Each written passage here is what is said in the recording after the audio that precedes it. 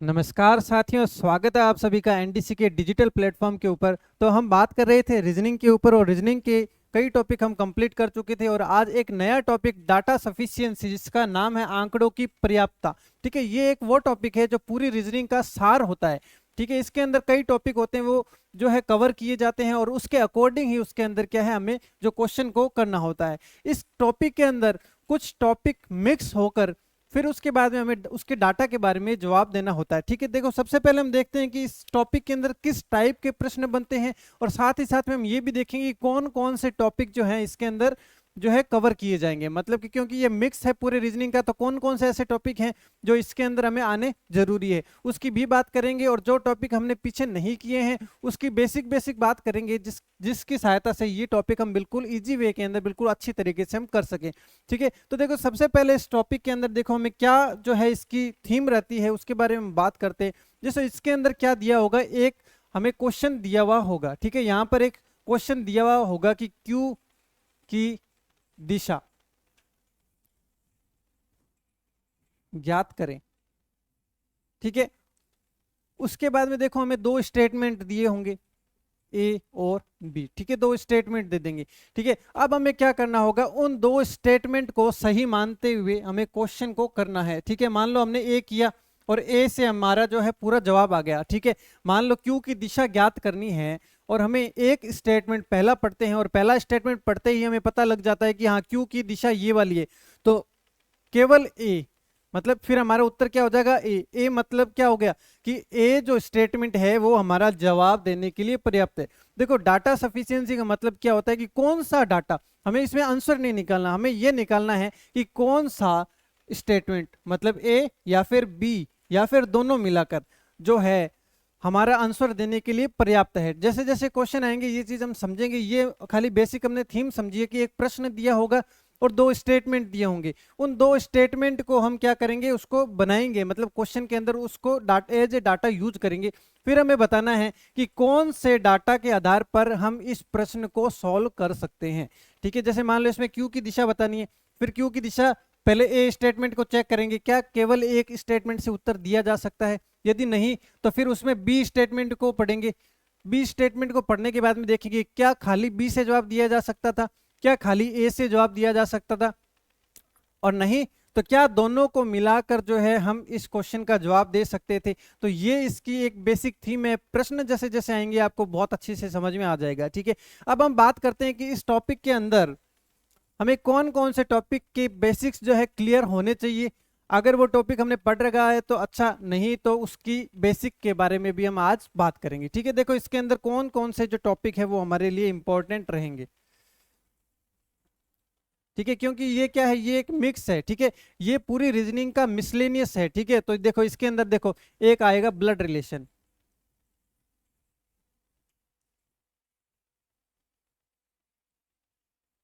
एक हमारा आ जाएगा डायरेक्शन,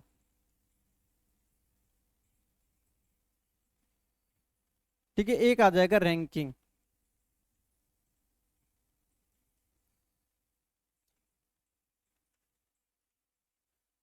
और एक आ जाएगा रीअरेंजमेंट।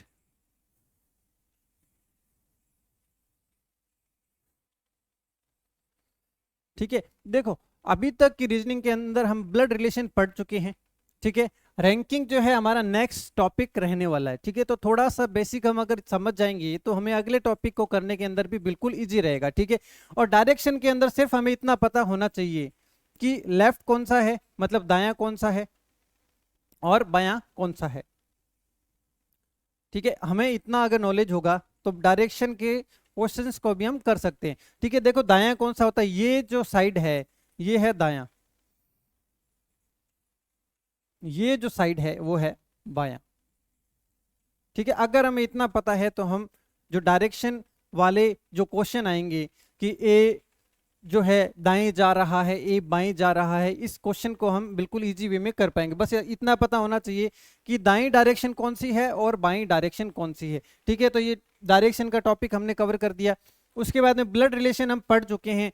ब्लड रिलेशन के अंदर जो रिश्तेदारी से संबंधित जो प्रश्न आते हैं वो प्रश्न हमें यहाँ भी देखने को मिलेंगे और स्टेटमेंट के आधार पर पूछा जाएगा कि कौन सा स्टेटमेंट ऐसा है जो हमारा प्रश्न देने के लिए पर्याप्त है। ठीक है, उसके बाद में देखो रीअरेंजमेंट, ये एक टॉपिक है, ठीक है। इसके अंदर क्या होता है, एक टेबल होती है, गोल टेबल के साइड में कुछ लोगों को बिठा दिया जाता है, ठीक है। और उसके बाद में हमें बताना होता है कि ए के बाएं कौन है या ए के दाएं कौन है। लेकिन इसके अंदर हमें जो जानकारी होनी चाहिए वो सिर्फ इतनी है कि दायां और बायां का मतलब क्या है, ठीक है। जैसे मान लो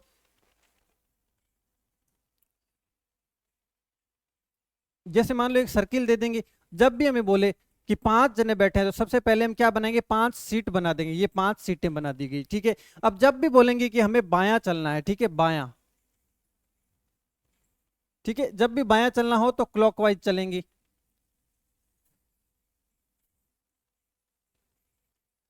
जब भी हमें बोला जाए, जैसे मान लीजिए बोल दिया कि ए के बाएं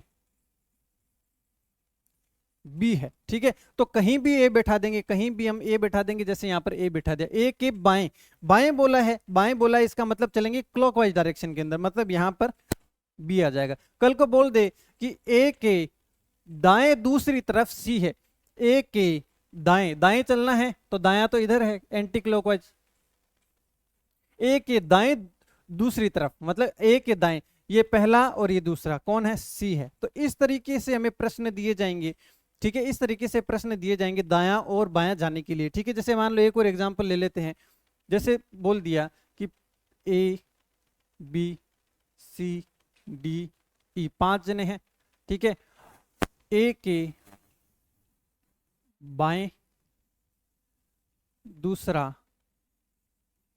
बी है, वह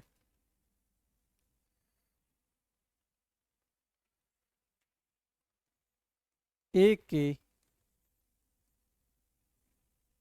दाएं दूसरा सी है, ठीक है। तो कैसे बैठाएंगे, देखो सबसे पहले हम क्या करते हैं, पहला स्टेप होता है कि एक गोला बनाते हैं।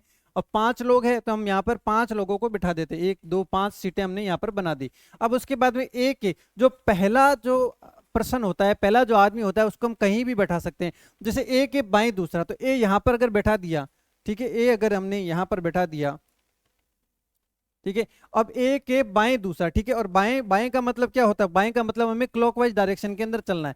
बाएं दूसरा बी है, ए के बाएं दूसरा पहला और दूसरा, तो यहाँ पर क्या आ जाएगा, बी आ जाएगा, ठीक है। उसके बाद में देखो ए के दाएं दूसरा, दाएं मतलब एंटी क्लॉकवाइज, दाएं मतलब एंटी क्लॉकवाइज, दाएं दूसरा कौन है, सी, तो पहला दूसरा सी, ठीक है। अब मान लो इस तरीके से हमारा डायग्राम बन गया, ठीक है। अब प्रश्न कैसा आ जाएगा, क्वेश्चन आ जाएगा कि बी के बाएं कौन है, ठीक है, बी के बाएं कौन है। तो बी के बाएं, बायां का मतलब क्या होता है, बाएं का मतलब होता है क्लॉकवाइज, ठीक है। तो बी का बायां कौन है, सी है, बी का बायां सी है। अगर पूछ ले बी का दायां कौन है, तो बी का दायां ए है। यदि पूछ ले ए का बायां कौन है, तो ए का बायां हम बता नहीं सकते, ठीक है। इसका मतलब डाटा जो है पर्याप्त नहीं है, डाटा जो है पर्याप्त नहीं है। और इसको आप जैसे जैसे आगे बढ़ेंगे, प्रश्न करने स्टार्ट होंगे, वैसे वैसे ये चीज अपने को समझ में आने लगेगी, ठीक है। तो देखो अभी तक देखो इस टॉपिक के अंदर हम ये समझ चुके हैं कि इसके अंदर ब्लड रिलेशन का संबंध है, रैंकिंग का संबंध है। रैंकिंग के क्वेश्चन जो है बिल्कुल इजी इजी क्वेश्चन होते हैं, जैसे जैसे आएंगे वो हम समझते जाएंगे। डायरेक्शन का इसके अंदर मैंने आपको बताया कि दायां और बायां, अगर दायां और बायां अगर ये हमें समझ में आ जाता है तो हम इस प्रश्नावली को, क्वेश्चन को हम कर सकते हैं, ठीक है। दायां और बायां, देखो बायां होता है ये वाला और ये होता है दायां। मतलब मैंने ऐसा मान रखा है कि जैसे हम ऑब्जेक्टिव प्रश्न करते हैं तो ए बे से और द, मतलब बे पहले आता है, मतलब पहले वाला जो होगा वो हो जाता है बायां, और बाद वाला होता है वो होता है हमेशा दायां, ठीक है। अब कैसे भी करके हमें ये याद करना जरूरी है कि बायां और दायां का जो है मतलब क्या होता है, ये हमें मतलब जो है पता होना चाहिए, ठीक है। तो डायरेक्शन के अंदर इतना ही रिलेशन है जो हमें ध्यान में रखना है। और रैंकिंग का मैंने जैसा कि आपको बताया कि रैंकिंग के अंदर एक गोल व्यवस्था दी जाएगी, एक गोल टेबल दिया जाएगा, उसके अंदर कुछ व्यक्तियों को बैठाना होगा, अरेंज करना होगा, ठीक है। और उसके अंदर जितने भी व्यक्ति दिए जाते हैं सबसे पहले हमें उनकी सीट्स बनानी है। जैसे ये हमने क्या बनाया, इसके अंदर सबसे पहले इनकी सीट बना दी, 5 जने थे तो 5 सीटें हमने यहाँ पर बना दी। और उसके बाद में हमें पता होना चाहिए कि दायां का मतलब क्या है, बायां का मतलब क्या है, ठीक है। तो जब दायां बोला जाए तो हम चलते हैं एंटी क्लॉकवाइज, ठीक है। ये देखो दायां बोला जाए तो एंटी क्लॉकवाइज,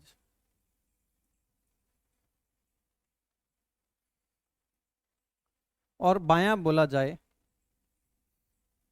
तो क्लॉकवाइज।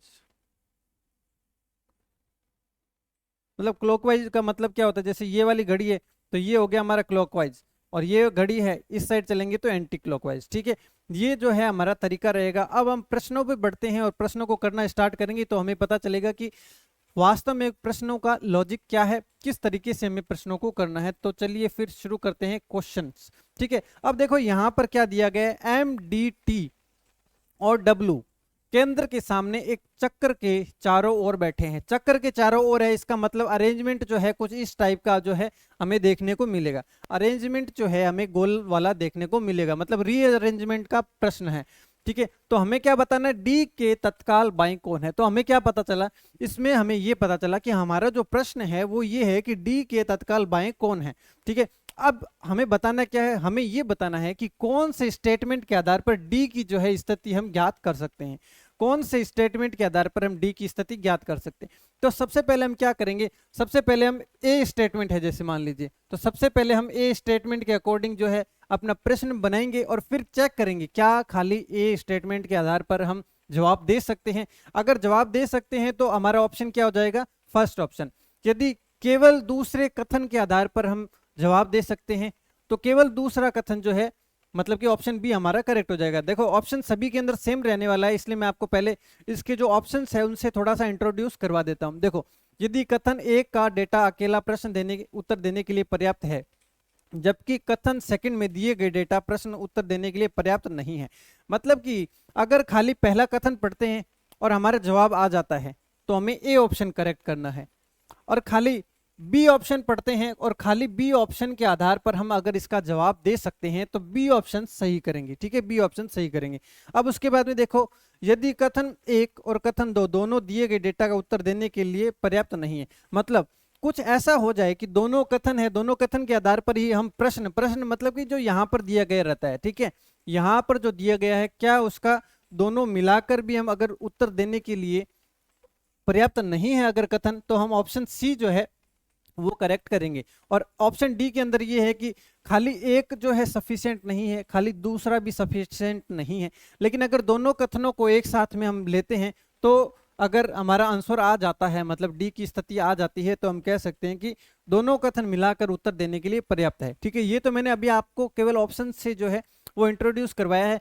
अभी हमारा प्रश्न स्टार्ट होना बाकी है, तो सबसे पहले हम प्रश्न को देखते हैं कि इसको हम किस तरीके से जो है करने वाले हैं। ठीक है, इसको जो है हम किस तरीके से जो है वो करने वाले हैं। ठीक है, तो सबसे पहले हम क्या करेंगे, इस प्रश्न को पढ़ते हैं। देखो देखो, MDT और W केंद्र के सामने एक चक्र के चारों ओर बैठे हैं और D के तत्काल बाएं कौन है। तो हमारा प्रश्न क्या है, D के तत्काल बाएं कौन है। तो सबसे पहले देखो, मैंने जैसा कि आपको बताया कि जब भी हमें प्रश्न के अंदर इस तरीके से इंसान दिए गए रहते हैं, जैसे चार दिए गए हैं, तो सबसे पहले हम चार सीट बनाएंगे। ठीक है, सबसे पहले हमने ये गोल बनाया। ठीक है, उसके बाद में क्या किया, चार जने हैं तो हमने चार सीट्स यहां पर बना दी, 1 2 3 4। अब हमें बताना है कि डी के तत्काल बाएं कौन है। तो सबसे पहले हम फर्स्ट स्टेटमेंट पढ़ते हैं। पहला स्टेटमेंट क्या है कि एम जो है टी और डब्ल्यू के बीच में है। ठीक है, एम जो है ये देखो, ये है एम। ठीक है, डी और टी और डब्ल्यू के बीच में है। देखो, टी और डब्ल्यू के बीच में है, ये इस तरीके से भी बनाया जा सकता है और एक ऐसा भी बनाया जा सकता है। ठीक है, देखो ये है चार सीटें। ठीक है, ये है एम।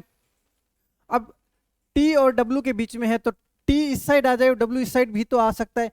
टी जो है इस साइड आ जाए और डब्ल्यू इस साइड आ जाए, ऐसा भी तो हो सकता है। तो एक कंडीशन हम यहां पर बना देते हैं, डब्ल्यू और टी, और ये हो गया एम। उसके बाद में देखो, टी के बाईं ओर डी। देखो, टी के बाईं ओर का मतलब क्या होता है, बाईं ओर का मतलब जो है हमें चलना है क्लॉकवाइज डायरेक्शन के अंदर। टी के बाईं ओर डी, देखो टी है, टी के बाईं ओर मतलब क्लॉकवाइज। देखो टी के बाईं ओर क्या है, डी है, लेकिन हमारा टी की बाईं ओर तो यहाँ पर तो एम है, इसका मतलब ये वाला जो है हमारा डायग्राम हो गया गलत।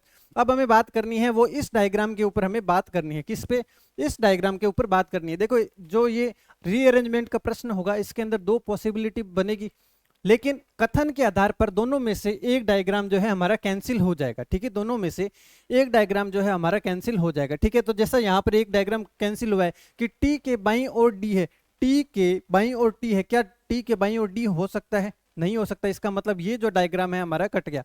इस डायग्राम पे अब हमें कोई काम नहीं करना है। अब इसके अंदर देखो अरेंज करते हैं कि टी के बाईं ओर डी है, तो टी के बाईं ओर मतलब क्लॉकवाइज ये डी आ गया, टी के बाईं ओर हमारा डी आ गया। ठीक है, अब हमारा प्रश्न क्या था, डी के तत्काल बाएं, डी के तत्काल बाएं मतलब क्लॉकवाइज, तो डी के तत्काल बाएं कौन है, डब्लू है।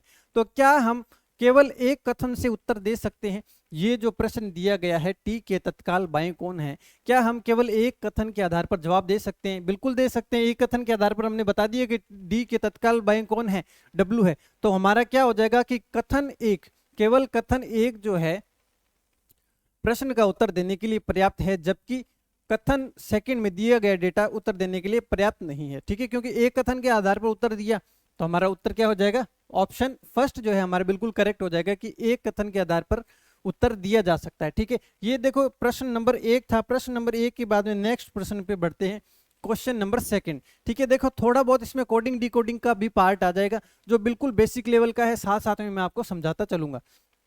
देखो यहां पर क्या दिया गया है कि एक निश्चित कोड वाटर का सांख्यिकीय कोड क्या है। तो हमारा प्रश्न क्या बनता है, प्रश्न ये बनता है कि हमें बताना है कि वाटर का कोड क्या है। अब ये कौन से कथन के आधार पर बनता है, क्या दोनों कथन के आधार पर बनता है, क्या केवल एक कथन, क्या सेकंड कथन, या फिर दोनों कथन के आधार पर ही जवाब नहीं दिया जा सकता, ये हमें ऑप्शन में चुनना है। देखो गिव मी वाटर, ठीक है, मतलब देखो इसका कोड दिया गया 719, तो ये लाइन से ऐसा नहीं है कि गिव का 7 हो गया, मी का फर्स्ट और वाटर का 9, ये ऐसा नहीं है, मतलब क्रम से नहीं दिया गया, ये रेंडमली दिया गया है कि गिव मी वाटर का जो कोड है वो 719 है। उसके बाद में you can bring water from me, इसका जो कोड है ये हमें उसका कोड दिया गया है। तो सबसे पहले ऐसे प्रश्नों में हमें क्या करना होता है, हमें देखना होता है कि दोनों स्टेटमेंट में क्या जो है वो कॉमन है। ठीक है, क्या चीज इसके अंदर कॉमन है। तो देखो गिव जो है, एक तो वाटर कॉमन है, ठीक है, और एक देखो मी कॉमन है। ठीक है, वाटर कॉमन है और मी कॉमन है। इसका मतलब क्या हुआ, इसका ये मतलब हुआ कि जब दो कोड यहां पर कॉमन है तो दो कोड यहां पर भी 719 में से भी कोई दो कोड जो है यहां पर कॉमन होने चाहिए। देखो एक 7 कॉमन हो गया और एक 1 कॉमन हो गया, इसका मतलब वाटर और मी इनके कोड क्या है, 7 और 1 है। लेकिन हम ये नहीं बता सकते कि 7 जो है वो वाटर का है या 7 जो है वो मी का है, ये हम नहीं बता सकते। और हमारा प्रश्न क्या है, हमारा प्रश्न है कि वाटर का बताओ, लेकिन वाटर का तो हम बता ही नहीं सकते। मतलब स्टेटमेंट 1 से भी नहीं बता सकते, केवल स्टेटमेंट 2 से भी नहीं बता सकते, और ये जो है हमने दोनों स्टेटमेंट को मिलाकर साथ में कर लिया तो भी हम कंफर्म नहीं बता सकते कि वाटर का साथ है या मी का साथ है। तो इसका मतलब कौन सा ऑप्शन जो हमारा करेक्ट हो जाएगा, हमारा ऑप्शन वो करेक्ट हो जाएगा जिसके अंदर ये लिखा हुआ है कि जो स्टेटमेंट 1 है, कथन 1 और कथन 2 दोनों मिलाकर उत्तर देने के लिए पर्याप्त नहीं है। ये हमारा बिल्कुल करेक्ट उत्तर हो जाएगा। तो देखो यदि कथन 1 और कथन 2 दोनों में दिए गए डेटा प्रश्न का उत्तर देने के लिए पर्याप्त नहीं है, इसलिए ऑप्शन सी, ठीक है, ऑप्शन सी हो जाएगा। क्योंकि इसके अंदर हम कंफर्म ये नहीं कह सकते कि 1 है या 7 है, 7 है या 1 है। ठीक है, तो अब नेक्स्ट क्वेश्चन पे बढ़ते हैं, क्वेश्चन नंबर 3 के ऊपर। ठीक है, थर्ड नंबर क्वेश्चन देखो, अब यहां पर देखो 5 इमारतों की पंक्ति में PQRST, मतलब ये क्या दी गई है, 5 इमारतें दी गई है। ठीक है, अब उसके बाद में देखो क्या दिया गया है कि इमारत S और इमारत Q के दो चरम सिरों पर है। मतलब S और Q जो है वो चरम सीमा पर है, या तो इस साइड में है या फिर इस साइड में है। ठीक है, दोनों चरम सीमा पर है, मतलब कि एक इस साइड है और एक इस साइड है, दोनों लास्ट में है। ठीक है, ये देखो 5 इमारतें हैं तो 1 2 3 4 5। ठीक है, S और Q, यहां पर S हो सकता है, यहां पर Q हो सकता है, और दूसरा देखो 1 2 3 4 5। ठीक है, यहां पर Q हो सकता है, यहां पर S हो सकता है। और हमारा प्रश्न क्या है, कौन सी इमारत बीच में है। क्या पहले स्टेटमेंट से आप बता सकते हैं, क्या पहला स्टेटमेंट यहां पर पढ़ा तो क्या इस स्टेटमेंट के आधार पर ये बता सकते हैं कि कौन जो है बीच में है। देखो पहले स्टेटमेंट से तो कुछ भी क्लियर नहीं है कि P है, Q है, R है, तो ये पहले स्टेटमेंट से हम नहीं बता सकते। अब चेक करते हैं स्टेटमेंट सेकंड। देखो इमारत T भवन R के दाईं ओर है। अब इमारत T जो है भवन R के दाईं ओर है। यहां पर देखो हमारे पास में ना तो R है ना ही हमारे पास में T है, तो हम ये नहीं बता सकते कि जो है R के दाईं ओर, ठीक है, ये है R के दाईं ओर, T यहां पर भी आ सकता है, R के दाईं ओर टी यहाँ पर भी आ सकता है। तो कंफर्म हम इसकी स्थिति नहीं बता सकते, कंफर्म हम स्थिति नहीं बता सकते। और स्थिति किसकी बतानी है, जो बीच में है, क्या हम इसके अंदर स्थिति बता सकते हैं? देखो कंफर्म नहीं बता सकते, क्योंकि देखो यहाँ पर भी आर आ सकता है, यहाँ पर भी आर आ सकता है, ठीक है। तो बीच में कौन आएगा इसकी स्थिति नहीं बताई जा सकती। बीच में मतलब क्या हो गया, यहाँ की स्थिति, यहाँ पर टी भी आ सकता है, यहाँ पर आर भी आ सकता है। इसका मतलब दोनों स्टेटमेंट मिलाकर ही जो है उत्तर नहीं दिया जा सकता, मतलब डाटा जो है पर्याप्त नहीं है, ठीक है। तो ऑप्शन सी देखो, यदि कथन 1 और कथन 2 दोनों में दिए गए डेटा प्रश्न का उत्तर देने के लिए पर्याप्त नहीं है, पर्याप्त नहीं है, तो ऑप्शन सी जो है ये हो जाएगा हमारा बिल्कुल करेक्ट ऑप्शन। देखो थोड़ा सा जो टॉपिक है हार्ड जरूर है,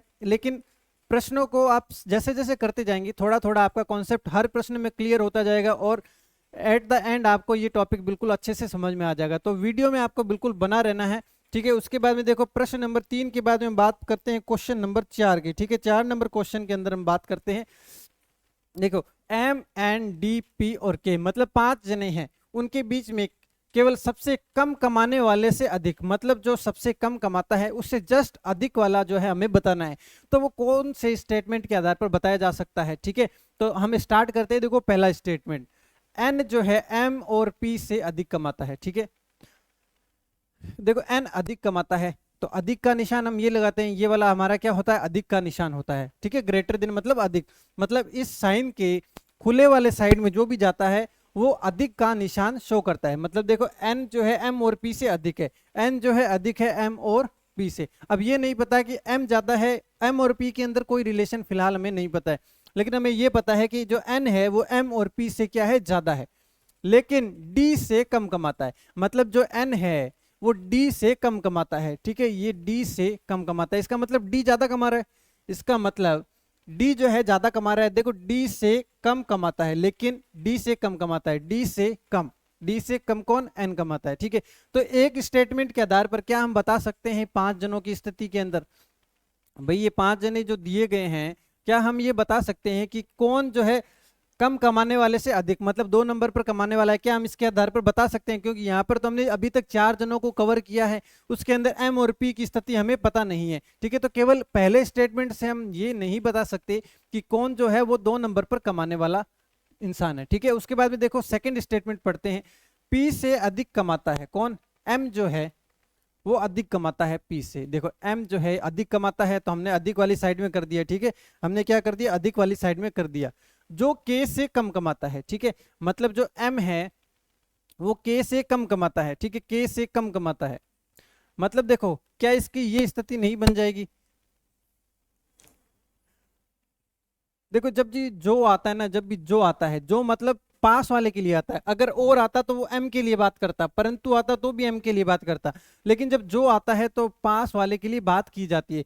मतलब कि के से कम कमाता है, के से कम कौन कमाता है, पी कमाता है, पी जो है के से कम कमाता है। मतलब कि के जो है अधिक कमाता है, अधिक कमाता है तो पी से इस साइड में आएगा, पी से इस साइड में आएगा। अब इस साइड में कहां पर आएगा, यहां पर भी तो आ सकता है, ऐसा भी हो सकता है पी के जस्ट इस साइड में आए, यूं भी हो सकता है एम के जस्ट इस साइड में आए, क्योंकि हमें इस केवल ये दिया गया है कि ज्यादा कमाता है, यूं नहीं दिया गया कि जस्ट ज्यादा कमाता है। ज्यादा कमाता है इसका मतलब क्या हुआ कि वो यहां पर भी आ सकता है, यहां पर भी आ सकता है, यहां पर भी आ सकता है, यहां पर भी आ सकता है। इसका मतलब जो हमें कम कमाने वाला, मतलब सेकंड नंबर पर कमाने वाला इंसान का नाम बताना था, वो हम नहीं बता सकते, क्योंकि अगर मान लो पी के जस्ट इधर आता है, मान लो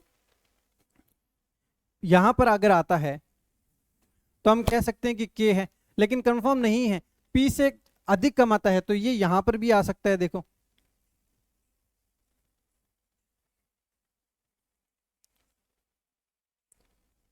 ये इस तरीके से भी आ सकता है। तो अगर ऐसी स्थिति हो जाएगी तो वो एम हो जाएगा। तो इसका मतलब जो क्लियरिटी यहाँ पर बिल्कुल नहीं है कि कौन जो है सेकंड नंबर के ऊपर कमाता है, तो इसमें फिर से हमें यही कहना पड़ेगा कि जो ऑप्शन ए है और स्टेटमेंट सेकंड है, दोनों ही उत्तर देने के लिए पर्याप्त नहीं है, ठीक है, पर्याप्त नहीं है। तो ऑप्शन जो सी है ये बिल्कुल करेक्ट ऑप्शन हमारा हो जाएगा, ठीक है। ये ऑप्शन जो है सी हमारा बिल्कुल करेक्ट हो जाएगा। उसके बाद में देखो फोर्थ के बाद में क्वेश्चन नंबर 5 के ऊपर हम बढ़ते हैं, और जो हमारा फिफ्थ क्वेश्चन है वो है कि पी क्यू आर एस और टी में कौन सबसे हल्का है, ठीक है। हमें क्या बताना है, कौन सबसे हल्का है, ठीक है। तो अब स्टेटमेंट पढ़ना स्टार्ट करते हैं कि क्यू और टी से भारी आर। देखो क्यू और टी से भारी आर। ठीक है, ये हमें आर तो पता चल गया कि क्यू और टी से भारी है, लेकिन हमें फिलहाल क्यू और टी के अंदर संबंध नहीं पता है कि क्यू भारी है या फिर टी भारी है। ठीक है, उसके बाद में लेकिन एस से हल्का है, लेकिन एस से हल्का है। ठीक है, एस से हल्का कौन हो जाएगा, आर जो है। देखो आर ऐसा बोला गया कि आर जो है क्यू और टी से तो भारी है, लेकिन एस से हल्का है। एस से हल्का है मतलब एस भारी हो गया, और एस भारी हो गया तो वो आ जाएगा इस साइड, मतलब कि ओपन जिस साइड माउथ है उस साइड में जो है वो आ जाएगा हमारा एस। तो ये हो गया पहला स्टेटमेंट। क्या पहले स्टेटमेंट से हम ये बता सकते हैं कि सबसे हल्का कौन है? देखो इसमें क्या बता सकते हैं, देखो क्यू और टी में तो अभी सबसे हल्का बताना है, तो हल्का वाला तो इस साइड में आने वाला है, लेकिन क्यू और टी में अभी हमें नहीं पता है कि क्यू हल्का है या फिर टी हल्का है। ठीक है, तो केवल फर्स्ट स्टेटमेंट से उत्तर देना पॉसिबल नहीं है। अब बात करते हैं सेकंड पे, एस सबसे भारी नहीं है। देखो एस सबसे भारी नहीं है मतलब यहाँ पर कोई ना कोई एक इंसान और आने वाला है, यहाँ पर एक इंसान और आने वाला है, लेकिन हमें तो किससे मतलब है, सबसे हल्का से मतलब है। तो क्या सबसे हल्का हम अभी भी बता सकते हैं सेकंड स्टेटमेंट पढ़ने के बाद भी? क्या हम बता सकते हैं कि सबसे हल्का कौन है? क्योंकि उसमें हल्के के बारे में कोई बात नहीं की गई है, और क्यू और टी में से जो भी हल्का होगा ये हम कंफर्म यहाँ पर नहीं बता सकते, क्योंकि इसके बारे में यहाँ पर कोई भी डाटा नहीं दिया गया। इसका मतलब स्टेटमेंट फर्स्ट और स्टेटमेंट सेकंड दोनों से हम ये नहीं बता सकते कि सबसे हल्का कौन है। तो ऑप्शन देखो सी जो है ये हो जाएगा करेक्ट। यदि कथन एक और कथन दो दोनों में दिए गए डेटा प्रश्न उत्तर देने के लिए पर्याप्त नहीं है, तो क्या हो जाएगा इसका ऑप्शन सी जो है ये बिल्कुल करेक्ट ऑप्शन जो है हमारा हो जाएगा। ठीक है, उसके बाद में देखो हम बात करते हैं प्रश्न नंबर 6 के ऊपर। ए बी सी डी और ई केंद्र की ओर एक गोलाकार टेबल के चारों ओर बैठे हुए हैं। ठीक है, तो उसके बाद में देखो सी के तत्काल बाएं कौन है? हमारा प्रश्न क्या है? हमारा प्रश्न है कि सी के तत्काल बाएं कौन है, ये है हमारा प्रश्न। अब हम स्टार्ट करते हैं स्टेटमेंट ए को पढ़ना। देखो ई और बी के बीच में कौन है? ये देखो ये मैंने बनाया एक गोला, जने कितने हैं? 5 जने हैं, तो यहाँ पर हम 5 सीट बना देंगे, ये 5 सीटें हमने बना दी। ई और बी के बीच में कौन है? देखो ये है ई, और बी के बीच में है ए, यहां पर ए बना दिया। और एक कंडीशन ये भी बनती है कि 1 2 3 4 5 सीटें बनाई, ई और बी के बीच में ई यहां पर आ जाए और बी यहां पर आ जाए, और बीच में कौन है? ए है। ये हमने पहला स्टेटमेंट बना दिया। ठीक है, तो देखो सी के तत्काल बाएं, क्या अभी हम बता सकते हैं कि सी के तत्काल बाएं कौन है? देखो सी अभी तक नहीं आया है, मतलब केवल एक स्टेटमेंट के आधार पर हम जो उत्तर इसमें नहीं दे सकते। ठीक है, अब सेकंड स्टेटमेंट पढ़ते हैं कि बी के एकदम बाएं डी, बी के एकदम बाएं। देखो बी के एकदम बाएं क्या हो सकता है? बी के एकदम बाएं क्या हो सकता है? क्या डी को बैठाया जा सकता है बी के एकदम बाएं? देखो बी के एकदम बाएं जैसे ही चलेंगे, बाएं मतलब क्लॉकवाइज चलेंगे, तो यहाँ पर तो ए है, इसका मतलब ये डायग्राम हमारा बिल्कुल क्रॉस हो गया, गलत हो गया। ठीक है, ये डायग्राम हमारा गलत हो गया। अब हम इस डायग्राम के ऊपर बात करते हैं। बी के एकदम बाएं डी है, देखो बी के एकदम बाएं डी है, यहाँ पर डी है, इसका मतलब 4 जने यहाँ पर बैठ गए, तो बता सकते हैं कि सी कहाँ पर बैठेगा? जो एक खाली सीट बची है यहाँ पर कौन बैठ जाएगा? यहाँ पर बैठ जाएगा हमारा सी बैठ जाएगा। अब देखो प्रश्न हमारा क्या था कि सी के तत्काल बाएं कौन है? सी के तत्काल बाएं है हमारा ई। ठीक है, तो देखो कौन से स्टेटमेंट के आधार पर हम उत्तर दे सकते हैं? क्या केवल एक स्टेटमेंट के आधार पर हम उत्तर दे सकते थे? नहीं दे सकते थे। क्या खाली दूसरा स्टेटमेंट अगर इतना दिया होता कि बी के तत्काल बाएं डी है, क्या इसके आधार पर दे सकते हैं? नहीं दे सकते। लेकिन दोनों स्टेटमेंट को जब हमने साथ में किया तो हम यहाँ पर आंसर दे सकते हैं। दोनों स्टेटमेंट को जब हमने साथ में किया तो हम इसका जवाब दे सकते हैं। तो देखो कथन एक और कथन दो दोनों में डेटा प्रश्न का उत्तर देने के लिए आवश्यक है, तो ऑप्शन जो डी है ये हो जाएगा हमारा राइट आंसर। ठीक है, ऑप्शन डी जो है करेक्ट आंसर हो जाएगा। अब देखो छठे के बाद में प्रश्न नंबर 7 के ऊपर बढ़ते हैं। ठीक है, जैसे जैसे हम आगे बढ़ते जाएंगे प्रश्नों में और क्लियरिटी आती जाएगी, तो हमने टेंशन नहीं लेनी है कि ये प्रश्न किस तरीके से चल रहे हैं। थोड़ा सा हार्ड टॉपिक है तो हमें इसके अंदर थोड़ा सा एफर्ट लगाना पड़ेगा, थोड़ा सा जो है आपको अच्छे से इसको समझते हुए जो है हमें आगे बढ़ना है। ठीक है, अब देखो प्रश्न नंबर हमारा जो है 7 नंबर प्रश्न है। ठीक है, देखो A B C D E मतलब 5 जने हैं, एक गोलाकार टेबल के चारों ओर बैठे हैं, और प्रश्न क्या है? हमारा प्रश्न है कि बी के तत्काल दाएं कौन है? बी के तत्काल दाएं जो है वो कौन है? तो जब भी हमें गोलाकार टेबल दी जाती है तो सबसे पहले हम गोलाकार टेबल बनाते हैं, और कितने लोग हैं? 5 जने हैं, तो हम 5 सीटें हम यहाँ पर बना देते हैं। 5 सीटें हमने यहाँ पर बना दी। ठीक है, उसके बाद देखो फर्स्ट स्टेटमेंट पढ़ते हैं कि ए और ई के बीच में डी। ठीक है, ये है ए और ई, ये है ए और ई, दोनों के बीच में है डी। ठीक है, एक कंडीशन ऐसी भी बन सकती है, देखो ए और ई के बीच में डी, ये भी कंडीशन बन सकती है। ठीक है, अब हमें क्या होगा, अब स्टेटमेंट के आधार पर दोनों में से एक जो चित्र है हमारा सही है या गलत है, वो जो है क्वेश्चन के अंदर दिया होगा। अगर वो क्लियरिटी नहीं दी जाती है, अगर मान लो दोनों स्टेटमेंट से अलग अलग आंसर आते हैं, तो भी हमारा डाटा इनसफिशिएंट हो जाएगा, मतलब कि ऑप्शन थर्ड जो है हमारा करेक्ट हो जाएगा।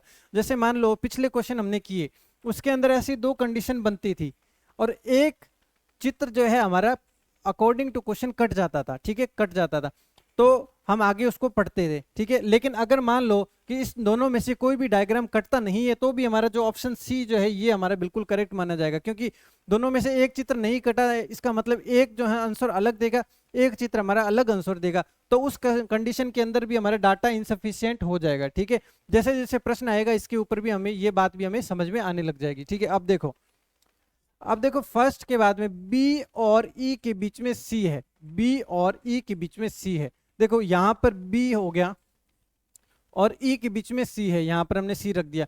अब देखो बी और ई, ये हो गया बी और ई के बीच में कौन है, सी है। देखो तो यहां पर देखो दोनों डायग्राम में से एक डायग्राम भी कटा नहीं है, एक भी डायग्राम नहीं कटा है, इसका मतलब डाटा जो है इतना सही नहीं दिया गया है जिसके अकॉर्डिंग हम दोनों में से एकदम एग्जैक्ट उत्तर बता सके। देखो जो हमारा प्रश्न है वो ये है कि बी के तत्काल दाएं कौन सा है। ठीक है, बी के तत्काल दाएं इसमें सी आ रहा है और बी के तत्काल दाएं इसमें ए आ रहा है। ठीक है, इसका मतलब दोनों के अंदर अलग अलग जवाब आ रहा है, दोनों के अंदर अलग अलग आंसर आ रहा है, इसका मतलब इसके अंदर डाटा जो है वो सफिशिएंट नहीं है, डाटा जो है हमारा सफिशिएंट नहीं है। ये बात भी हमें ध्यान में रखनी है कि अगर किसी भी प्रश्न के दो अलग अलग उत्तर आते हैं तो भी वो जो है इनसफिशिएंट डाटा की कैटेगरी के अंदर रखा जाता है। तो ऑप्शन सी जो है ये हो जाएगा बिल्कुल करेक्ट। ठीक है, ऑप्शन सी जो है हमारा करेक्ट आंसर हो जाएगा। ठीक है, गोलाकार आकृति के अंदर जब भी हमें दिया जाता है दोनों में से एक डायग्राम जो है हमारा कट जाता है, यदि नहीं कटता है तो भी वो गलत की श्रेणी में रखा जाएगा, मतलब कि उसके अंदर भी दोनों जो स्टेटमेंट दिए गए हैं वो इनसफिशिएंट माने जाएंगे। ठीक है, तो ये था प्रश्न नंबर 7 के बाद में हम बढ़ते हैं क्वेश्चन नंबर 8 की तरफ। ठीक है, अब देखो ये उसी तरीके का प्रश्न आ गया। ठीक है, इसके अंदर क्या बताना है, एनआईपी का क्या अर्थ है, मतलब हमें ये बताना है कि एनआईपी का जो कोड है वो हमें यहाँ पर एनआईपी का कोड बताना है। ठीक है, अब देखो दिस इज वेरी ब्यूटीफुल। ठीक है, इसका ये कोड दिया गया है, तो सबसे पहले मैं आपको बता दूं कि ये जो कोड दिया गया है वो क्रम के आधार पर नहीं है, तो हम ये नहीं कह सकते कि दैट का मतलब एस ई है, इज का मतलब एनआईपी है, ये नहीं कह सकते। ठीक है, ये जो है रेंडमली दिए जाते हैं, आगे पीछे कोड दिए जाते हैं। अब देखो सेकंड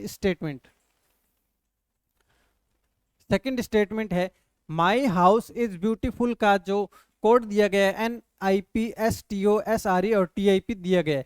तो सबसे पहले ऐसे प्रश्नों में हम जो स्टेटमेंट दिए जाते हैं उसके अंदर हम देखते हैं कि क्या कुछ कॉमन है। देखो दैट इज वेरी ब्यूटीफुल, तो एक तो है ब्यूटीफुल जो कॉमन है। ठीक है, एक जो है इज कॉमन है, ये है इज कॉमन। ठीक है, यहां पर जब दो कॉमन है इसका मतलब दो कोड भी यहां पर सेम होंगे, ये इसका नियम होता है। सबसे पहले हम क्या देखते हैं, कॉमन चीजें देखते हैं। अगर जो चीजें यहां पर इंग्लिश में दोनों कॉमन आ रही है इसका मतलब दो कॉमन जो है यहां पर कोड में भी कॉमन आएगा। ठीक है, तो दो कॉमन क्या आ रहा है, देखो एक आ रहा है NIP, ठीक है, और एक आ रहा है SRE। ठीक है, NIP और SRE ये चीजें जो है कॉमन आ रही है, और यहां पर क्या कॉमन आ रहा था, इज और ब्यूटीफुल, इज। ठीक है, इज और ब्यूटीफुल ये आ रहा था, लेकिन क्या इस प्रश्न में ये बता सकते हैं कि इज का NIP है या फिर ब्यूटीफुल का NIP है? ये क्या हम क्लियरली बता सकते हैं कि दोनों में से कौन सा किसका कोड है? क्या हम बता सकते हैं कि इज का NIP है या फिर इज का SRE है? ये हम नहीं बता सकते, ये नहीं बता सकते, तो इसका मतलब क्या हो गया, इसके अंदर भी जो है डाटा इनसफिशिएंट हो गया, मतलब जो स्टेटमेंट 1 और स्टेटमेंट 2 के अंदर जो डाटा दिया गया है वो सफिशिएंट नहीं है। ठीक है, इसका मतलब जो ऑप्शन सी है, ये हमारा ऑप्शन सी जो है बिल्कुल करेक्ट ऑप्शन हो जाएगा। ठीक है, तो 8वें के अंदर सी जो है हमारा करेक्ट ऑप्शन हो जाएगा। अब इसके बाद में बढ़ते हैं क्वेश्चन नंबर 9 के ऊपर। ठीक है, 9 नंबर क्वेश्चन के अंदर देखो क्या दिया गया है, एक कोड भाषा में NOPALED का जो अर्थ है दे लाइक फ्लावर है। तो किसका, फ्लोवर का हमें कोड ज्ञात करना है, फ्लोवर का हमें कोड ज्ञात करना है, ठीक है, फ्लोवर का कोड ज्ञात करना है। अब उसके बाद में दो स्टेटमेंट हमें यहाँ पर दिए गए हैं। तो देखो सबसे पहले ये वाला स्टेटमेंट और इसका आपस में कंपैरिजन करते हैं कि क्या जो है कॉमन है। और हमारा तरीका क्या रहता है कि जो इंग्लिश दिया गया है सबसे पहले हम देखते हैं कि उसके अंदर क्या कॉमन है, उसके बाद में हम देखते हैं कि कोड जो दिया गया है कोड के अंदर क्या कॉमन है। तो देखो दे लाइक फ्लावर, इसके अंदर दे कॉमन है और कुछ भी कॉमन नहीं है, ठीक है। अब यहां पर देखो NOP कॉमन है, ठीक है, NOP कॉमन है, यहां पर जो है NOP कॉमन है और यहां पर फ्लावर, फ्लावर्स जो है यहाँ पर हमें कॉमन दिखाई दे रहा है, ठीक है, फ्लावर्स जो है हमें यहाँ पर कॉमन दिखाई दे रहा है, ठीक है। अब देखो हमें किसका ज्ञात करना था, किसका, आज फ्लावर है, फ्लावर का जो है हम NOP बिल्कुल इजी वे में ज्ञात कर सकते हैं, ठीक है। देखो दे लाइक फ्लावर, यहां पर देखो दे कॉमन है, ठीक है ना, दे कॉमन है, फ्लावर कॉमन नहीं है, दे कॉमन है, यहां पर जो है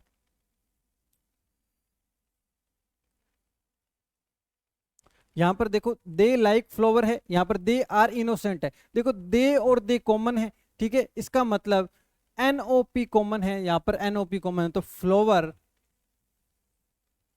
और यहां पर NOP ये कॉमन है, इसका मतलब हम ये बता सकते हैं कि फ्लावर का जो कोड है NOP है, ठीक है, फ्लावर,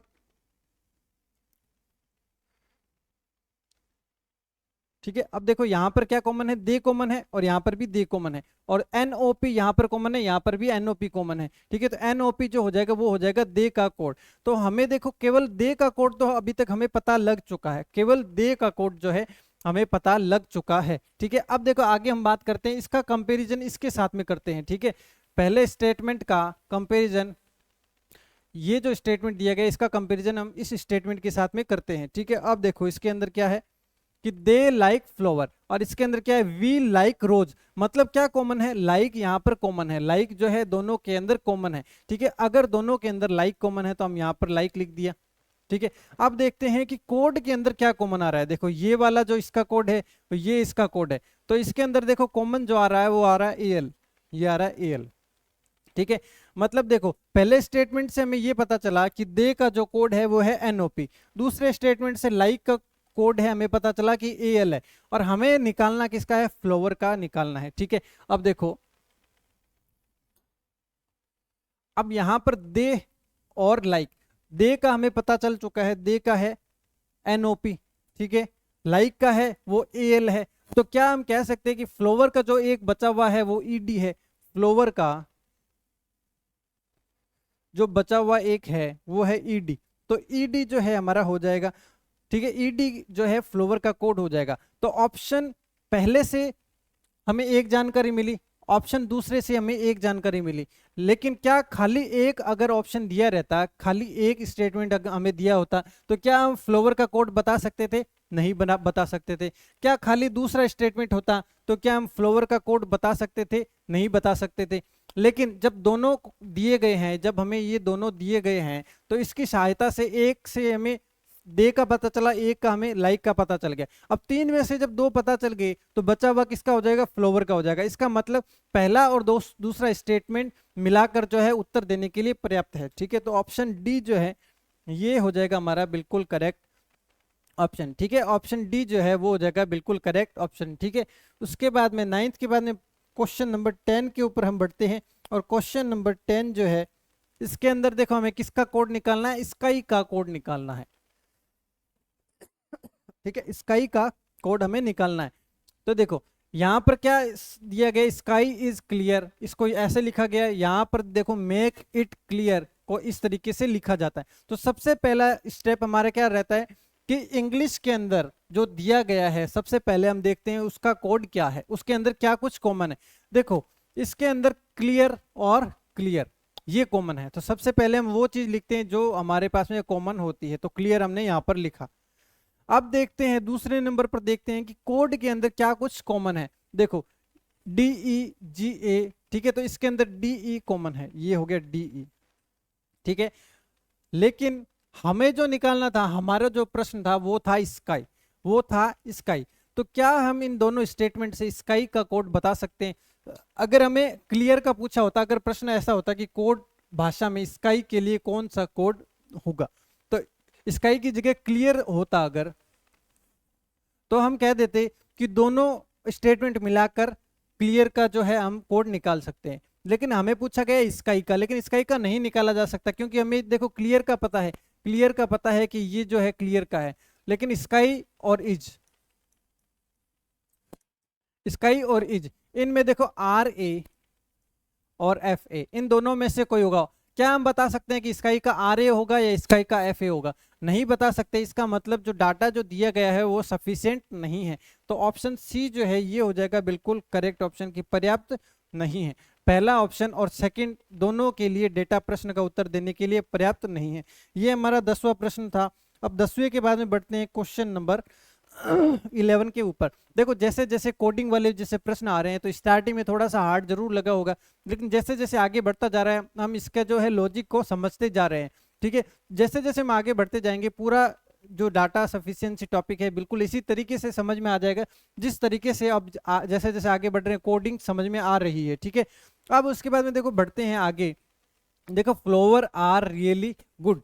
ठीक है, सबसे पहले हम क्या लिखते हैं, इसके अंदर लिखते हैं कि क्या कुछ कॉमन है, जो इंग्लिश के स्टेटमेंट दिए गए हैं उसके अंदर क्या कुछ कॉमन है।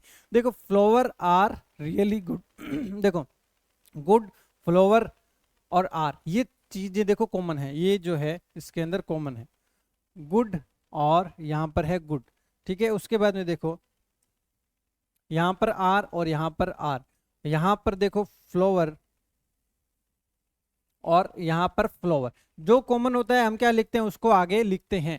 ठीक है, तो देखो FLOWER फ्लावर आर गुड। ठीक है, ये है इंग्लिश के अंदर कॉमन। अब उसके बाद में हम क्या लिखेंगे, कोडिंग के अंदर क्या कुछ कॉमन है। ठीक है, अब देखो क्या कुछ कॉमन है कोडिंग के अंदर, देखो 3 कॉमन है, 5 कॉमन है, उसके बाद में हैज कॉमन है। ठीक है, हैज कॉमन है, तो देखो 5 हैज और 3 ये तो कॉमन है। मतलब फ्लावर का 5 भी हो सकता है, फ्लावर का हैज भी हो सकता है, फ्लावर का 3 भी हो सकता है।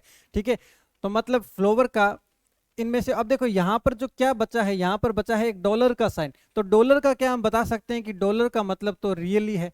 क्या डॉलर का मतलब हम बता सकते हैं कि रियली है। अगर हमें ये फाइंड करना होता कि 5 का मतलब क्या है या 3 का मतलब क्या है या हैज का मतलब क्या है, तो हम नहीं बता सकते थे एग्जैक्ट कि इनका क्या जो है कोडिंग निकलने वाली है। लेकिन जो यहाँ पर डॉलर दिया गया है ये तो एकमात्र वो चीज है जो कॉमन नहीं है, और कॉमन नहीं है, क्या कॉमन नहीं है, रियली कॉमन नहीं है।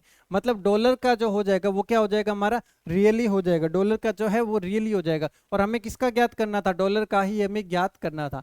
मतलब पहला स्टेटमेंट और दूसरा स्टेटमेंट दोनों मिलाकर प्रश्न का उत्तर देने के लिए सफिशिएंट है, पर्याप्त है। ठीक है, तो इसमें हो जाएगा हमारा ऑप्शन डी। ठीक है, यदि कथन 1 और कथन 2 दोनों डेटा का उत्तर देने के लिए आवश्यक है। देखो दोनों क्यों हुआ, क्योंकि क्या खाली एक स्टेटमेंट दिया होता तो हम बता सकते थे, नहीं बता सकते थे, क्योंकि कंपेयर किससे किया है, कंपेयर तो पहला और दूसरा स्टेटमेंट दोनों को आपस में किया है। ठीक है, इसलिए दोनों कथन जो है हमारे पास में होने जरूरी है। ठीक है, ये था 11th नंबर क्वेश्चन। 11th के बाद में हम बढ़ते हैं क्वेश्चन नंबर 12 के ऊपर। ठीक है, 12वां प्रश्न देखो क्या है, PQR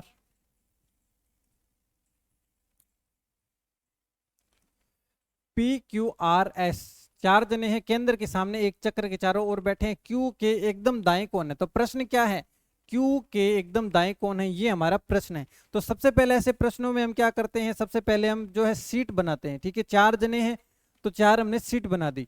अब हमें प्रश्न क्या है, Q के एकदम दाएं, Q का बताना है। तो सबसे पहले हम स्टेटमेंट पढ़ते हैं कि P और S के बीच में, P और S के बीच में कौन, R, P और S के बीच में ये है P और S के बीच में कौन है, R है। ठीक है, तो Q के एकदम दाएं बताना है। क्या हम Q के एकदम दाएं अभी बता सकते हैं, क्या Q के एकदम दाएं हम बता सकते हैं, तो पहले स्टेटमेंट, खाली पहले स्टेटमेंट से नहीं बता सकते। ठीक है, देखो P और S के बीच में, तो P और S के बीच में R ऐसे भी लिख सकते हैं, और P और S के बीच में R इस तरीके से भी लिखा जा सकता है। ठीक है, R इस तरीके से भी लिखा जा सकता है। तो फिलहाल हम नहीं बता सकते कि जो है Q के एकदम दाएं कौन है, पहले स्टेटमेंट से ये बात क्लियर नहीं है। अब सेकंड स्टेटमेंट देखो, S और R के आर के एकदम दाएं कौन है, एस है। आर के एकदम दाएं कौन है, आर के जो एकदम दाएं है एस है, ठीक है। देखो आर के एकदम दाएं कौन है, एस है। आर के एकदम दाएं एस है। क्या इसमें आर के एकदम दाएं एस हो सकता है, नहीं हो सकता। इसका मतलब ये जो है डायग्राम हमारा कट गया। आर के एकदम दाएं, आर के एकदम दाएं एस इसमें नहीं है तो ये क्रॉस हो गया, ठीक है। आर के एकदम दाएं एस है, ठीक है। तो ये मतलब डायग्राम जो है हमारा बिल्कुल करेक्ट है, ठीक है। देखो 3 सीट्स भर चुकी है, तो एक सीट जो किसकी खाली बची है, क्यू की हमारे यहाँ पर खाली बची है, क्यू की हमारे यहाँ पर खाली बची है। तो क्यू के एकदम दाएं कौन है, देखो क्यू के एकदम दाएं कौन है, पी है।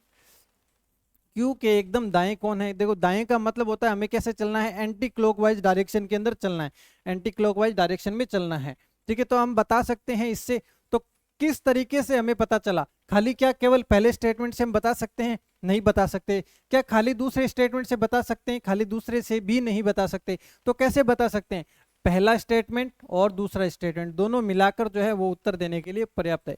तो ऑप्शन फोर्थ जो है डी ऑप्शन जो है हमारा बिल्कुल करेक्ट ऑप्शन हो जाएगा, ठीक है। ये था हमारा प्रश्न नंबर 12 के बाद में बढ़ते हैं क्वेश्चन नंबर 13 के ऊपर। 13 नंबर प्रश्न के ऊपर हम बात करते हैं, ठीक है। 13 नंबर जो प्रश्न है वो देखो, मोनिका, अनीता, सोनल, रत्ना और तन्वी में से कौन इस कार्यक्रम के लिए सबसे पहले आई थी। सबसे पहले कौन आया था वो हमें बताना है, ठीक है। अब देखो हम स्टेटमेंट पढ़ना स्टार्ट करते हैं कि मोनिका अनीता के बाद आई लेकिन तन्वी के बाद नहीं। मतलब देखो मोनिका जो है अनीता के बाद में, देखो पहले आ गई अनीता, उसके बाद में आ गई मोनिका, अनीता के बाद में कौन, मोनिका आई, लेकिन तन्वी के बाद नहीं। मतलब जो मोनिका है वो तन्वी के बाद नहीं, मतलब तन्वी के पहले आ गई। मतलब तन्वी जो होगी वो यहाँ कहीं पे होगी, मोनिका से पहले होगी, ठीक है। मोनिका से पहले होगी, ठीक है। देखो मोनिका अनीता के बाद आई, मोनिका जो है ये आई अनीता के बाद में, लेकिन तन्वी के बाद नहीं, ठीक है। तन्वी के बाद में मतलब तन्वी से पहले आ गई, तन्वी से पहले आ गई, ठीक है। तो तन्वी से पहले आ गई तो तन्वी कहां पर आ जाएगी, तन्वी आ जाएगी यहां पर, ठीक है। तो क्या पहले स्टेटमेंट से हम ये बता सकते हैं कि सबसे पहले कौन आया, नहीं बता सकते। सबसे पहले कौन आया यहां से नहीं बता सकते, अभी तक पहले स्टेटमेंट से बताना पॉसिबल नहीं है। उसके बाद में देखो सेकंड जो स्टेटमेंट दिया गया है वो है कि तन्वी के बाद रत्ना आई, ठीक है। तन्वी के बाद में जो है वो रत्ना आई, तन्वी के बाद में कौन आ गई, तन्वी के बाद में इस साइड में रत्ना आई, तन्वी के बाद में तो आ गई रत्ना। मतलब जो रत्ना है तन्वी के बाद में आई, इस साइड कौन है, पहले आने वाले हम यहाँ पर लिख रहे हैं, ठीक है। इस साइड मतलब जो पहले आने वाले, मतलब रत्ना जो है कहीं इस साइड में है, तन्वी से इस साइड में है, लेकिन सोनल के बाद नहीं, मतलब सोनल के बाद नहीं आई। जो तन्वी है वो सोनल के बाद में नहीं आई, मतलब सोनल से पहले आ गई। मतलब सोनल भी क्या है, इसी साइड के अंदर है, हमारी जो सोनल जो है वो भी इसी साइड में है। तो इस कार्यक्रम के लिए सबसे पहले कौन आई, सबसे पहले जो आई हमारी तन्वी आई, सबसे पहले हमारी कौन आ गई, तन्वी आई। तो इसका मतलब दोनों स्टेटमेंट मिलाकर उत्तर देने के लिए पर्याप्त है। ऑप्शन डी हो जाएगा बिल्कुल करेक्ट, कि पहला स्टेटमेंट और दूसरा स्टेटमेंट दोनों मिलाकर जो है उत्तर देने के लिए पर्याप्त है, ठीक है। देखो इसके अंदर हमें आंसर नहीं निकालना है कि पहले कौन आया या कौन नहीं आया, ठीक है। बस हमें ये निकालना है कि क्या स्टेटमेंट पर्याप्त है, क्या एक स्टेटमेंट पर्याप्त है, क्या दूसरा पर्याप्त है, या फिर दोनों मिलाकर जो है वो पर्याप्त है। तो इसके अंदर ऑप्शन डी जो है बिल्कुल करेक्ट ऑप्शन हो जाएगा। उसके बाद में देखो क्वेश्चन नंबर 14 है। 14 नंबर क्वेश्चन के अंदर क्या दिया गया है कि PQRST केंद्र की ओर मुंह करके एक चक्र के चारों ओर बैठे हैं। तो P के दाएं दूसरा कौन है, P के दाएं दूसरा कौन है। तो सबसे पहले हम क्या बनाएंगे, एक सीट्स बनाएंगे, गोला बनाएंगे। उसके बाद में देखो 5 जने हैं तो 5 हमने सीट बना दी, ठीक है। अब उसके बाद में हमारा प्रश्न क्या है, P के दाएं दूसरा हमें बताना है, ठीक है। तो देखो RT के तुरंत बाएं, ठीक है, T के तुरंत बाएं, T है हमारा, T यहां पर है, ठीक है। T के तुरंत बाएं है R, T के तुरंत बाएं है R, और S के दाएं से दूसरा है, ठीक है। S के दाएं से दूसरा कौन, T, S के दाएं से दूसरा, S के देखो S के दाएं से दूसरा T, दाएं का मतलब क्या होता है, एंटी क्लॉकवाइज। तो S के दाएं से दूसरा कौन हो गया, T हो गया। तो क्या हम पहले स्टेटमेंट से बता सकते हैं कि P के दाएं दूसरा कौन है। देखो हमें नहीं पता कि P यहाँ पर है या यहाँ पर, अगर यहाँ पर होता तो P के दाएं दूसरा S होता, अगर P यहाँ पर होता तो P के दाएं दूसरा R हो जाता। लेकिन यहाँ से कुछ भी स्पष्ट नहीं है, मतलब केवल एक स्टेटमेंट से हम जो है उत्तर नहीं दे सकते, केवल फर्स्ट स्टेटमेंट से हम उत्तर नहीं दे सकते। अब हम बात करते हैं सेकंड स्टेटमेंट की, ठीक है, सेकंड स्टेटमेंट की हम बात करते हैं, ठीक है। अब देखो ये 5 जने हैं, ये हमने बैठा दिए, एस के तत्काल दाएं क्यू, एस के तत्काल दाएं क्यू, देखो एस के तत्काल दाएं कौन है, क्यू है, ठीक है, और P के बाएं तीसरा है, और P के बाएं तीसरा है, S जो है P के दाएं तीसरा। देखो जब भी और आता है, और आता है, इसका मतलब वो किसके बारे में बात की जा रही है, पहले वाले के बारे में बात की जा रही है, ठीक है, पहले वाले के बारे में बात की जा रही है,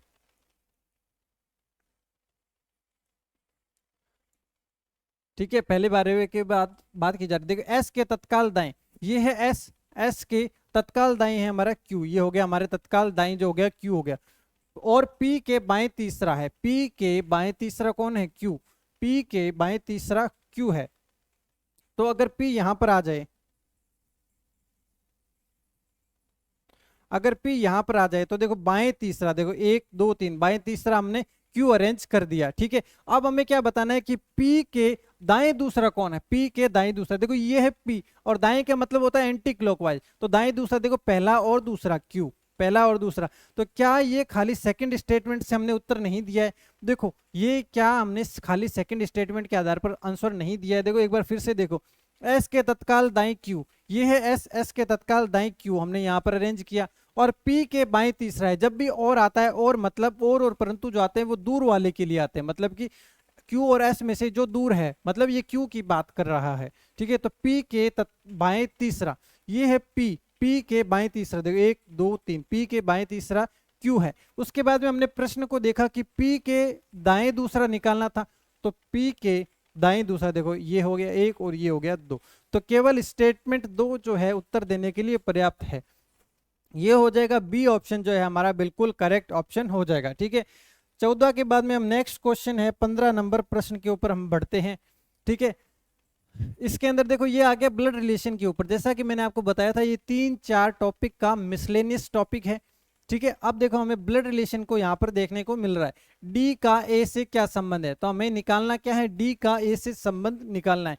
सबसे पहले पहला स्टेटमेंट देखो, ए का भाई बी, ये है ए, बी जो है भाई है, ठीक है, ये हो गया बी जो है भाई हो गया, ठीक है। तो क्या हम डी और ए के अंदर संबंध ज्ञात कर सकते हैं केवल पहले स्टेटमेंट से, केवल पहले से नहीं ज्ञात कर सकते, ये हो गया क्रॉस।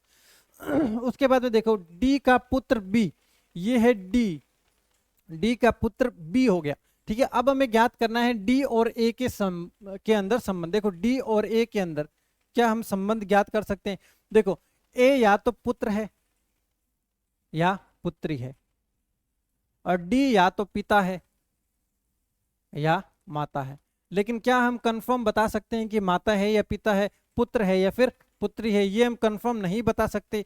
इसका मतलब पहला और दूसरा स्टेटमेंट दोनों मिलाकर जो है उत्तर देने के लिए पर्याप्त नहीं है। तो ऑप्शन सी जो है ये हो जाएगा बिल्कुल करेक्ट आंसर, ठीक है। तो आज के डाटा सफिशिएंसी टॉपिक के अंदर हमने 15 प्रश्नों का डिस्कशन किया है, और जैसे जैसे हम आगे बढ़ते जाएंगे आपके कॉन्सेप्ट थोड़े और ज़्यादा क्लियर होते जाएंगे। ये मैं मानता हूं कि ये टॉपिक थोड़ा सा हार्ड जरूर है, लेकिन टॉपिक जैसा भी है हमें तो करना तो पड़ेगा, क्योंकि एग्जाम के अंदर मान लो प्रश्न आ जाता है, और 1-2 बार प्रश्न जो है इसका जो है फर्स्ट ग्रेड के अंदर देखा भी गया है। तो इस टॉपिक को आप पूरा अच्छी तरीके से पढ़िए, पूरा समझने की कोशिश कीजिए, और अगर आपने ये पूरा वीडियो देखा है तो आपको ये बात जरूर समझ में आ गई होगी कि स्टार्टिंग से लेकर एंड तक आते आते ये टॉपिक जो है आपको समझ में आना स्टार्ट हो गया होगा। इसी तरीके से अगला वीडियो और आएगा, बहुत सारे प्रश्न उसके अंदर फिर से लेकर आएंगे, जिससे क्या है कि हमें हमारे कॉन्सेप्ट क्लियर करने में हेल्प मिले। तो इसी तरीके से बने रहिए एनडीसी क्लासेस के साथ में। Keep learning, keep growing with NDC classes. Thank you.